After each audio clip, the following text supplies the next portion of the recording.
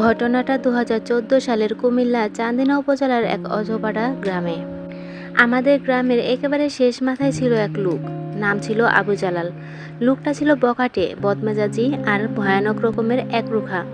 গ্রামের কোনো বিয়েতেই সে যেত না, কেউ তার বাড়িতে গেলেই কুকুর ছেড়ে দিত। এমনকি ঈদের দিনেও তিক্ত গালাগাল ছিল চিবানো বিড়ির সাথে।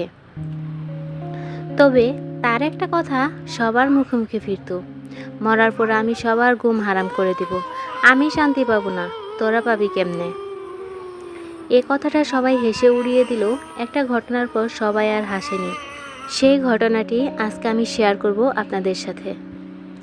এক তুমুল ঝড় বৃষ্টির রাতে হঠাৎ খবর এলো আবু জালালকে কেউ গলা টিপে মেরে ফেলেছে। চোখে রক্ত জমাট, ঘরে এক কোণে পড়ে আছে তার নিথর দেহ। পরের দিন থানার পুলিশ এসে লাশটা দেখে বলল, এই দেহটা ফরেনসিকে পাঠাতে হবে।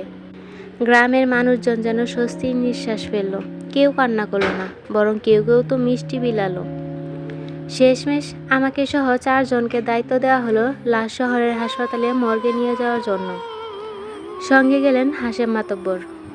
আমরা 6 জন একটা পুরনো অ্যাম্বুলেন্সে করে রওনা দিলাম শহরের দিকে। দুপুর গড়িয়ে গেছিল। লাশ দিয়ে ফেরার সময় 2 জন বলে উঠল, আমাদের কিছু কাজ আছে, আমরা এখনই ফিরি। হাশেম চাচা বলে উঠলেন, তাহলে আমরা 3 জনই থাকি, লাশ কাটার ডাক্তার এলেই কাজ শেষ। আমি, হাশেম চাচা আর আফসার থেকে গেলাম। কিন্তু ঘন্টা পেরিয়ে গেল, কেউ এলো না। হাসপাতালের লাশঘরটা ছিল শহরের বাইরে একটা পুরনো ভবনে, 4-5টা জঙ্গল আর ফাঁকা মাঠ। বিকেল নামলো। হাশেম চাচা বললেন, তাহলে আমি আর আফসার থানায় গিয়ে দেখি, তুমি এখানেই থাকো, বেশি দেরি হবে না। আমি একা পড়ে গেলাম। লোকজন সবাই ফিরে যাচ্ছিল। কেউ কেউ পাশ দিয়ে বলে যাচ্ছিল, ভাই সাহেব, সন্ধ্যা হয়েছে, এ মর্গ জায়গাটা ভালো না, আগে অনেকে অদ্ভুত কিছু দেখেছে এখানে, সাবধানে থাকবেন। সন্ধ্যা নেমে এলো। আমার হাতে কিছুই নেই, শুধু একটা মোবাইল, যার চার্জও প্রায় শেষ।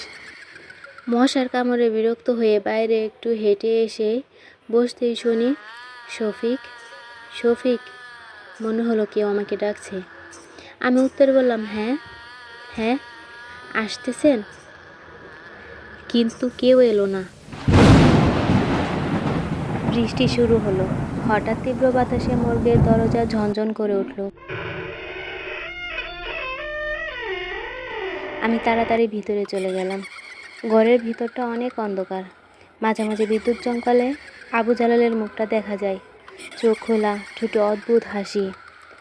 কিছুক্ষণ বসে থেকে আবার সেই একই ডাক শুনলাম, শফিক, বের হ।